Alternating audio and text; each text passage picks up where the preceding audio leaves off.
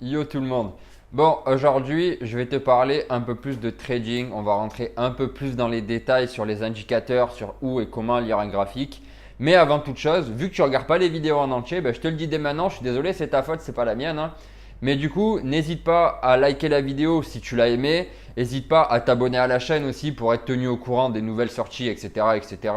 À partager si tu penses que ça peut aider et à commenter si tu as un problème, s'il y a un indicateur qui te pose un problème ou juste une question tout simplement. N'hésite pas à me la dire en commentaire et je prendrai le temps d'y répondre soit directement dans les commentaires, soit dans une prochaine vidéo.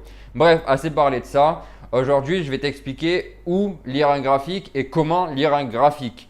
Donc, il y a deux sites qui sont les plus utilisés, c'est CoinEJ et TradingView. CoinEJ est spécialisé dans la crypto-monnaie, c'est-à-dire que tu ne trouveras que de la crypto-monnaie dessus, mais a les mêmes fonctionnalités que TradingView, tandis que TradingView est vraiment global. Tu trouveras du stock market, de la bourse, des actions, des entreprises, de la crypto-monnaie bien évidemment, et pour moi le meilleur et le plus utilisé, ce qui me semble normal. J'aime beaucoup TradingView, c'est celui que j'utilise moi-même, hein. Donc personnellement, je te conseillerais d'utiliser TradingView parce que c'est celui que j'utilise moi, mais tu as exactement la même chose sur CoinEJ. Et en plus de ça, il y a un mois gratuit sur les deux. Donc en t'inscrivant, tu as un mois offert pour pouvoir tester les fonctionnalités de la version payante, en fait, la version pro, la version la plus complète.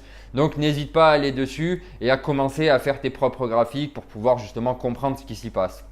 Donc les avantages de chacun et les inconvénients de chacun, comme je te l'ai dit, c'est juste qu'il y en a un qui a que la crypto-monnaie et l'autre qui a tout.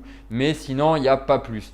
Bref, on va rentrer dans le vif du sujet dès maintenant. Je te retrouve dans une seconde, le temps de faire les configurations pour passer sur mon iPad et je te montre ça et on va parler vraiment de trading. Donc rendez-vous sur TradingView dans 5 minutes. N'hésite pas à faire la même chose, je te donnerai toutes les informations nécessaires pour faire les mêmes choses que moi. Au moins, tu pourras le faire en direct en fait. En même temps que tu écoutes la vidéo, tu pourras le faire et c'est déjà plus intéressant pour comprendre, hein. Je parle ça pour toi, hein. Bien sûr, tu peux juste regarder la vidéo si tu veux, mais ça serait mieux que tu l'aies. Bon allez, on se retrouve dans une seconde. Bon, donc nous voilà de retour sur TradingView. Comme tu peux le voir, on est sur Mac et on n'est pas sur iPad comme je l'ai dit dans la vidéo, simplement parce que hier j'ai eu un problème avec mon micro lorsque j'ai tourné la première partie de la vidéo et j'ai pas pu tourner la deuxième. C'est pour ça qu'il n'y a pas eu de vidéo. Et d'ailleurs, je m'excuse s'il y a du grésillement, il va falloir que je change mon micro et ça va arriver dans les jours qui arrivent. Bref, on s'en fout. Donc maintenant, qu'est-ce qu'on va faire? En gros, je vais juste t'expliquer comment trouver des supports et des résistances. Mais avant tout, comme tu peux le voir ici, on est sur du ADA Z18, donc c'est Cardano et c'est la paire pardon, de BitMEX. Donc tu tapes ADAZ, tu trouveras normalement, il n'y a qu'un seul choix et c'est lui, sur du 4 heures. C'est important, c'est pour trouver des résistances et des supports, il vaut mieux utiliser 4 heures ou une journée. Personnellement, j'utilise 4 heures. Donc à partir de là, qu'est-ce qu'il faut faire? C'est simple, tu vas regarder, hop, hop, hop, hop, hop, hop, voilà, on va même allonger les vues, et on va allonger les vues.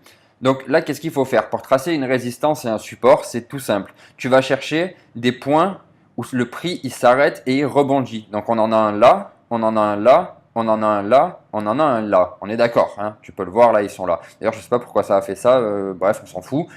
Donc là, tu vas aller ici, là, sur l'icône de trend, enfin de trait, hein. Tu vas aller sur la petite flèche et tu vas taper, tu vas aller sur horizontal line. À partir de là, tu vas te mettre comme ça. Donc là, tu vois, on a une touche ici, une touche ici et encore une touche ici. Donc là, tu peux mettre pam, ton trait et tu as donc une résistance qui est tracée. Comme je le disais dans une de mes précédentes vidéos, une résistance, c'est un point où le prix va toucher et rebondir. Je te ramène sur la vidéo en haut à droite, hein, si jamais tu l'as pas vu. C'est important pour comprendre ce que c'est. Et on va faire la même chose pour les supports. On va reprendre ça, chercher un endroit où il y a plusieurs touches. Là, par exemple, exactement ici. Mais d'abord, on va chercher un gros support, un support qu'on dit historique, qui est ici. Pourquoi? Simplement parce qu'on voit qu'on a plusieurs touches ici, enfin une autre touche là, hein, et on a des touches ici. Alors ça a passé au travers, mais c'est remonté. Donc tu peux te mettre ici et pas me tracer ton deuxième trait. Voilà, donc là, tu peux voir qu'on a support et résistance de tracé. Donc je vais les dessiner pour bien que tu les vois. Donc en support, on a une touche ici, hop, une touche ici et une touche ici, hop. Et en résistance, on en a une là, une ici et une enfin deux même, hein, on peut le dire, on en a deux là et même une presque ici, mais on va pas la compter parce qu'elle ne touche pas. Donc à partir de là, qu'est-ce que tu peux voir? Tu peux voir que le prix, il va évoluer dans une range, dans ce qu'on appelle une range, c'est-à-dire un canal dans lequel le prix va toucher et rebondir, que ce soit en haut ou en bas. Donc techniquement, ce que tu as envie, c'est de parier à la baisse ici jusque là, parier à la hausse ici jusque là, parier à la baisse, parier à la hausse, parier à la baisse, parier à la hausse, etc., etc. Enfin, tu as compris le concept.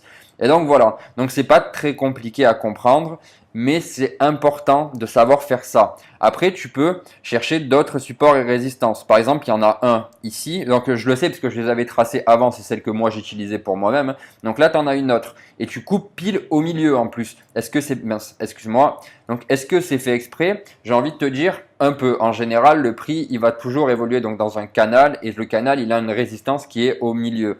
Donc là, tu peux parier ici à la hausse et là, pam, tu peux parier à la baisse jusque là. Alors, tu aurais pu t'arrêter ici. Moi, c'est ce qui s'est passé. Je me suis arrêté là parce que je pensais que le prix allait résister. Donc, la résistance n'a pas résisté. Elle est descendue là. J'avais pas d'order. Donc, j'ai attendu ici. Ici, on a vu qu'on a croisé la résistance, enfin, le support qui était maintenant une résistance du coup, hein, bien sûr. Et donc, je suis re-rentré là. Et là, moi, je suis sorti. Donc, j'attends de voir. Donc, c'est en train de remonter. Mais cette bougie-là, en général, elle annonce une baisse. Donc, j'ai préféré sortir par mesure de sécurité.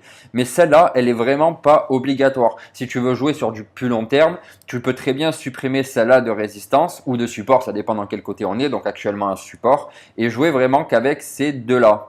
Voilà, bon, je te retrouve pour l'outro. J'espère que tu as compris ça. C'est vraiment pas compliqué, hein, mais c'est vraiment la base de la base de la base de la base. Si tu comprends pas ça, vraiment, ça sert à rien d'aller voir autre chose.